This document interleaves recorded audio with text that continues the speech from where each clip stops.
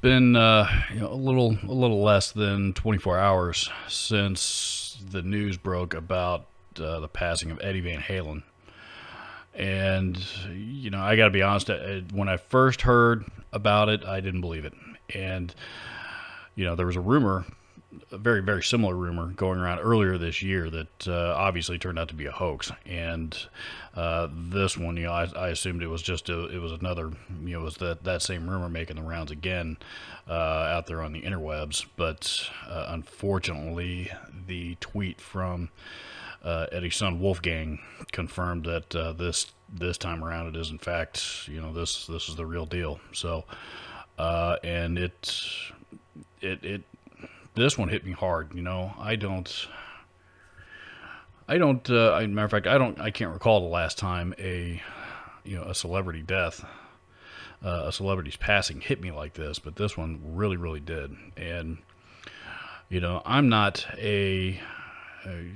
I'm not even a guitar player that's Eddie Van Halen, as much as I've always loved him, was never, he was never my primary influence, but man, he did so much, and there's already been tons and tons and tons of tributes to Eddie for his for his guitar playing and his music, and all the things he did with Van Halen, and playing the solo on Michael Jackson's "Beat It," and everything that he's done. This is and all absolutely worthy, by the way. But there was, he changed the world. Not only he's credited for a number of things, as Steve Vai once put it, marrying the humbucker and the whammy bar. And he of course he pioneered a lot of different guitar playing techniques and really changed the way that the instrument was played altogether. And we in the guitar industry, I think musicians already know this, but if you're an Eddie Van Halen fan and you're not a musician, what you might not know is that Eddie also pioneered a lot of this side of the industry as well. There's an entire, he founded an entire brand named after him called EVH, and the EVH 5150, known as the 5153 amplifier, is probably going to be the sound that has defined the last decade, and even before then, to be honest.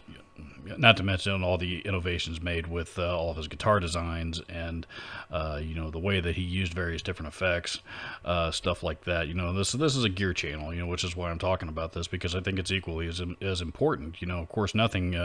We could have strung up a tree branch for him and stuck it in his hands, and he probably could have figured out a way to make that sound good.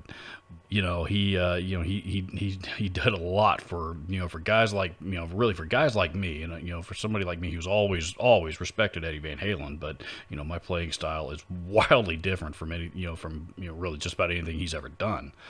And there's a lot of people out there that owe a lot to Eddie Van Halen, whether they realize it or not.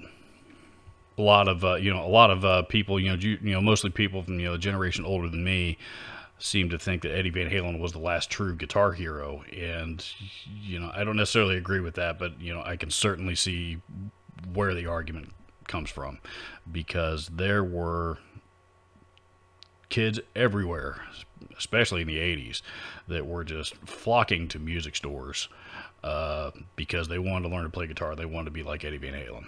And honestly, there still are plenty of the younger generation today that are still doing the same thing. I really don't know what to say, other than, it's just, Eddie Van Halen's always been that guy that's always been there for, for guys like me. And, to know that this, this is it is really, really difficult for me to allow to sink in here at this point still. So, I woke up this morning, turned on the news, and even the news was playing Eruption first thing at 6 o'clock this morning. So, he really, really changed the world, and our world here, both in the music industry and the MI industry, tremendously. So Eddie, signing off. We love you. We'll miss you.